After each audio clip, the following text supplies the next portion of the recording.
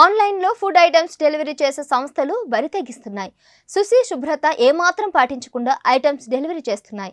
కస్టమర్లకు అడ్డమైన వాటిని అంటగడుతూ వారి ప్రాణాలతో చెలగాటమాడుతున్నాయి. కొద్ది రోజుల క్రితం ముంబైలో ఓ వ్యక్తి ఆన్లైన్లో కోన్ ఐస్ క్రీమ్ ఆర్డర్ ఇవ్వగా ఇందులో మనిషి వేలు వచ్చింది. తాజాగా నోయిడాలో ఇలాంటి ఘటన చోటు చేసుకుంది. ఓ మహిళ ఎంతో ఇష్టపడి ఆన్లైన్లో ఐస్ క్రీమ్ ఆర్డర్ పెట్టగా అందులో చచ్చిపోయిన జెర్రీ కనిపించింది.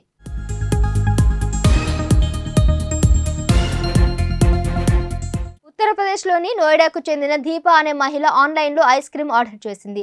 ఇంటికొచ్చిన ఆర్డర్ను ఓపెన్ చేసి చూడగా ఐస్ క్రీమ్లో టబ్లో ఒక జెర్రీ కనిపించింది. గడ్డకట్టి చనిపోయి ఉన్న జెర్రీ మూతకు అతుక్కొని ఉంది.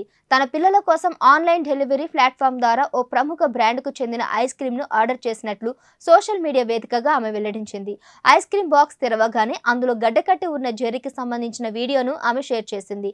దీంతో ఈ వీడియో సోషల్ మీడియాలో వైరల్గా మారింది.